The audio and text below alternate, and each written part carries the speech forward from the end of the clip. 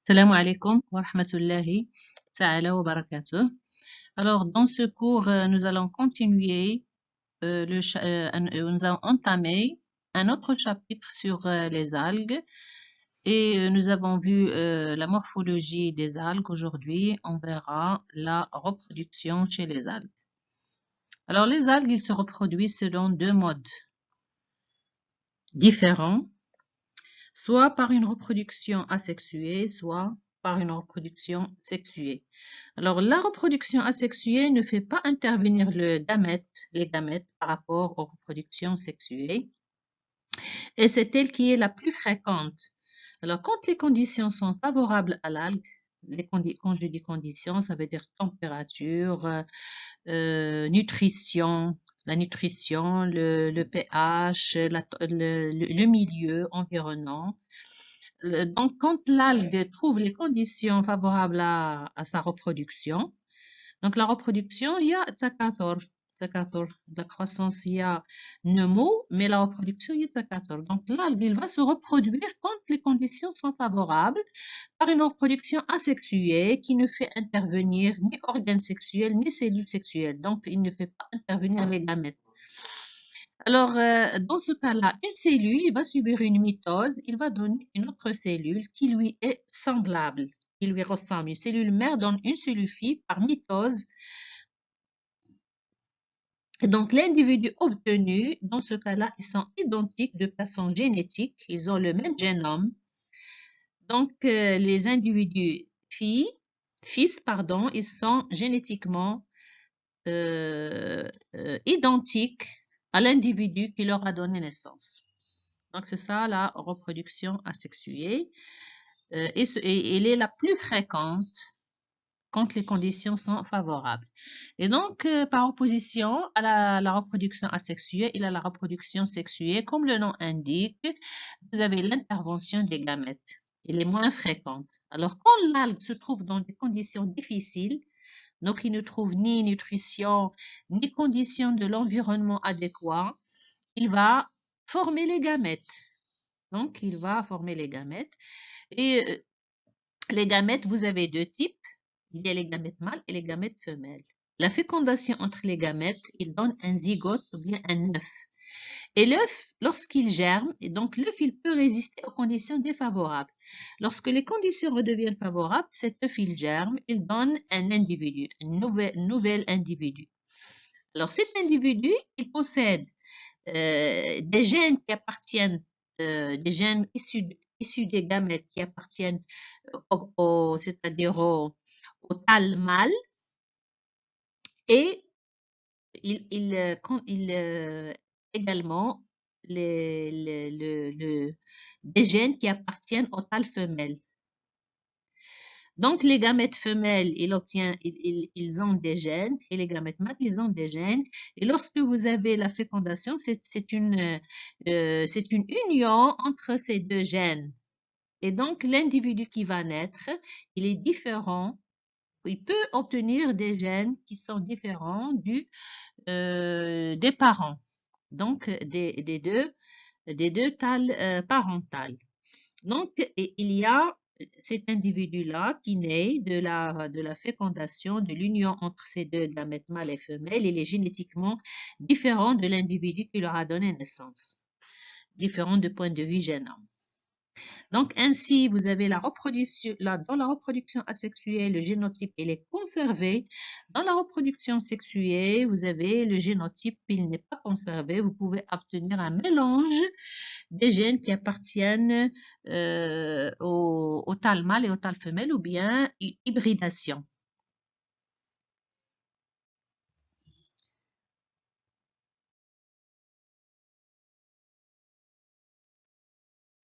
Alors, rappel sur les cellules de reproduction. Alors, les cellules de reproduction, vous en avez trois, soit des spores, soit des gamètes, soit le zygote. Alors, les spores, donc les spores, ici, on est en train d'étudier la reproduction, on va voir la reproduction asexuée.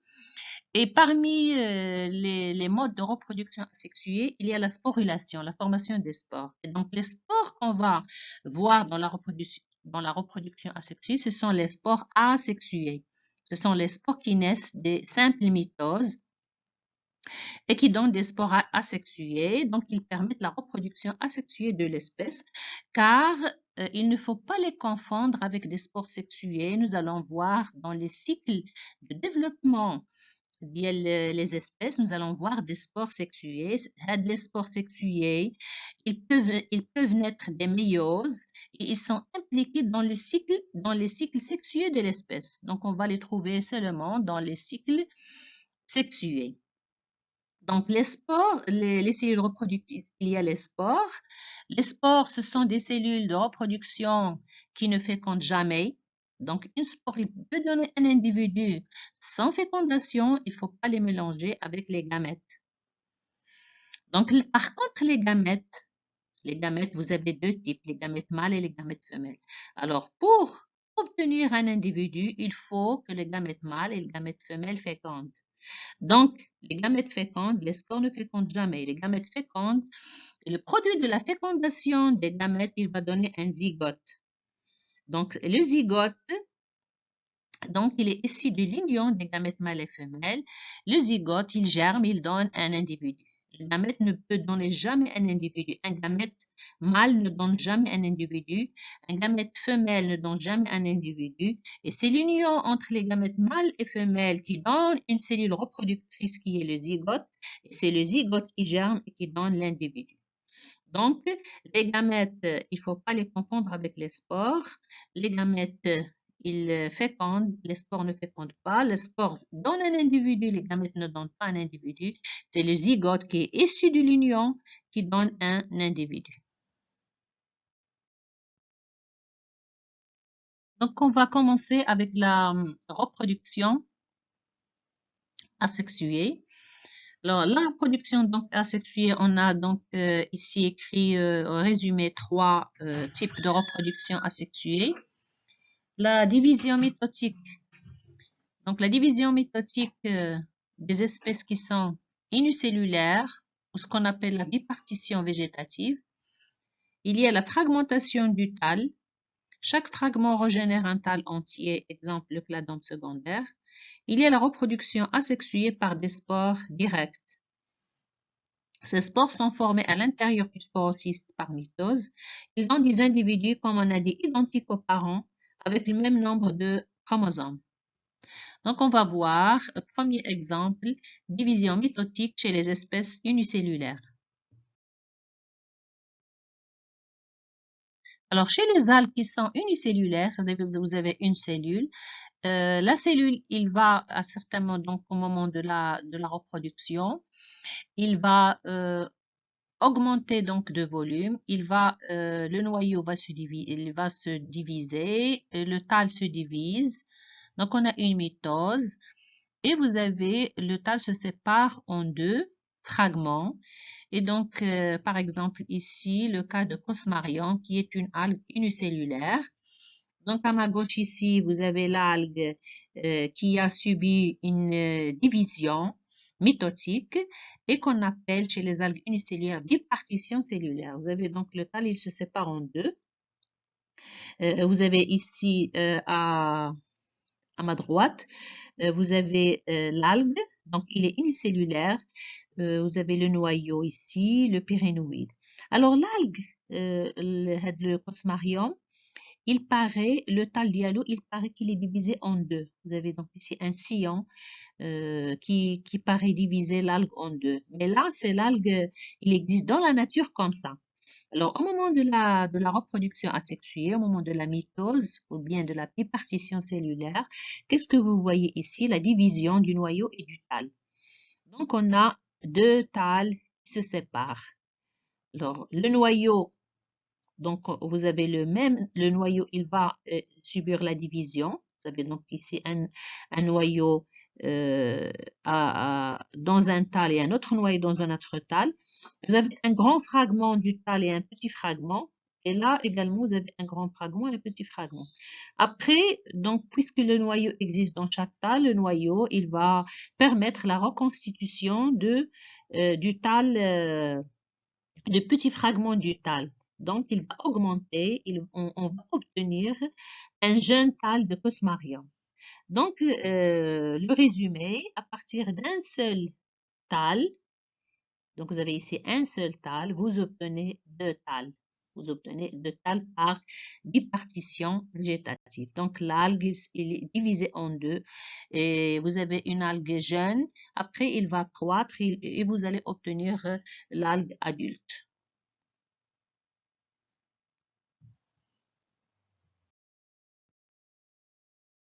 Alors, deuxième type de reproduction asexuée, la fragmentation du tal. Alors, comme le nom ici l'indique, vous avez un fragment du tal qui est issu du tal. Et donc, ce fragment-là, il va reconstituer le tal mère. Alors, on a deux types de fragmentation. Soit vous avez le bouturage, soit les propagules. Donc, le bouturage, vous avez une bouture du tal. Une bouture du tal qui peut se briser et il peut être emporté par les courants, c'est-à-dire à partir d'un endroit fixe. Vous pouvez avoir des boutures qui partent du thalmère et qui peuvent être emportées par les courants et passer dans un autre endroit par les vagues. Et donc, ils vont se fixer et redonner un nouvel individu qui ressemble aux individus qui leur a donné naissance. Par exemple, ici, vous avez Sphacellaria, vous avez ce tal-là. C'est une algue brune, bien que ici il est représenté en vert, c'est une algue brune. Et donc, s'il y a des boutures, ce sont des fragments du tal, un petit fragment qui peut donc être brisé et il peut être emporté par les courants, emmené dans un autre endroit où l'algue peut se fixer et va croître et va donner l'allure du tal mère. Donc ça, c'est une reproduction asexuée, donc qui permet la dissémination de l'espèce dans son milieu et donc le bouturage, les boutures. Le deuxième type de fragmentation du tal sont les propagules. Alors, les propagules, par opposition au bouturage, ce sont des masses de cellules qui apparaissent de nouveau sur le tal. C'est-à-dire sur le tal mère, il n'existe pas de propagules. À un certain moment, lorsque l'algue va se reproduire de façon asexuée, il va former les propagules de nouveau. Donc, il n'existe pas auparavant. Et donc, par exemple, ici, vous avez une algue brune, vous avez des propagules, et là, c'est un détail de ces propagules. Comme vous voyez ici, vous avez des cellules qui sont entourées par une paroi épaisse qui permet la résistance du propagule aux conditions défavorables. Donc ici, vous avez masse de cellules qui apparaît de nouveau sur le tal, ce qui diffère les propagules de boutures, parce que les boutures, ce sont des masses de cellules qui existent déjà dans le tal mère. Par contre, les propagules, ils naissent à un certain moment de la reproduction asexuée. Ils n'existent pas au départ. Et donc, ils peuvent être également emportés par les courants et dans un autre milieu, ils peuvent germer et peuvent donner un tal qui ressemble au tal mère.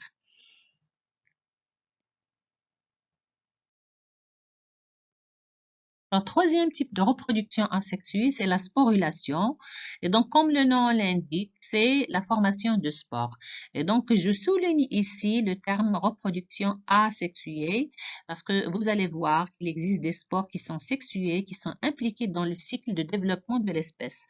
Ici, ce sont des spores asexués et donc qui sont formés dans des sporocytes et qui se forment par mitose. Vous n'allez pas trouver des spores asexués qui se forment par méiose. Jamais. Donc, les spores asexués se forment toujours par mitose et donnent toujours des individus sans fécondation et des individus qui ressemblent aux individus qui leur a donné naissance. On a deux types de spores asexués, soit des spores qui sont incapables de mouvement, ils ne possèdent pas de flagelle ni de mouvement améboïde, ce sont les aplanospores. Et il existe des spores avec des flagelles et qui se déplacent, ce sont les zoospores. Donc, vous avez le préfixe aplanospore pour les spores fixes, inertes, et vous avez le terme zoospore pour les spores qui se déplacent. Exemple, ici, vous avez un cycle asexué d'une espèce où vous avez donc ici le thalle, c'est la forme végétative. Les sporules, ils donnent des spores. Et ces spores, lorsqu'ils germent, ils donnent le thalle. Ils donnent un autre thalle qui ressemble au thalle mère quand les conditions sont favorables. Donc, par exemple, si vous avez un thalle, il peut donner des milliers de spores. Chaque spore, il peut germer, il donne un nouveau thalle. Et donc, à partir d'un thalle, vous pouvez avoir des milliers de thalles. D'accord? Donc, exemple ici, vous avez deux types de cycles asexués. Un qui appartient à une algue filamenteuse et un autre à une algue qui est un archétale. C'est une algue unicellulaire. Et donc ici, vous avez les filaments, et donc filaments formés par des cellules. Dans chaque cellule, vous avez des spores qui se forment, donc des sporocystes. Donc les cellules qui donnent des spores, ce sont les sporocystes. Voici donc ici un sporocyste. Vous avez plusieurs sporocystes ici. Là où vous avez des petites cellules à l'intérieur de la grande cellule, ce sont les spores. Donc chaque spore ici, ce sont des zoospores parce qu'ils possèdent des flagelles. Donc ici, à partir d'une spore, lorsqu'il va germer, il va perdre ses flagelles, il va se fixer parce que c'est une algue ici fixée. Et donc, vous avez ici la germination de la spore et les mitoses successives qui donnent le thalle. Donc, ça, c'est un cycle asexué par reproduction asexuée par des spores asexués. Là, tout à ma droite, vous avez le cycle de reproduction asexuée de Chlamydomonas. C'est une algue unicellulaire. Puisque donc ici, c'est une algue unicellulaire, la cellule adulte, toute la cellule se transforme en sporocyste. Donc, comme vous voyez ici, vous avez une mitose, par exemple ici, un sporocyste qui contient 4 spores. Ça veut dire que vous avez deux mitoses. Une mitose qui va donner 2 cellules. Chaque cellule subit une autre mitose et vous avez 4 spores. 2 mitoses successives. Donc, la libération des spores ici, et les spores, ils peuvent germer et donner, ici vous avez des cellules, les spores qui ont germé, qui ont donné des cellules de petite taille. Après, il va augmenter de taille, il va donner des cellules adultes. Donc, une cellule de Chlamydomonas adulte, par exemple, ici, il peut donner, chaque cellule peut donner 4 spores, et les 4 spores vont donner les 4 cellules de Chlamydomonas. Donc, vous avez une reproduction asexuée de l'espèce. Donc, je vais m'arrêter au niveau de la reproduction asexuée pour ne pas avoir un long vidéo. Et par la suite, je vais vous préparer un autre vidéo sur la reproduction sexuée des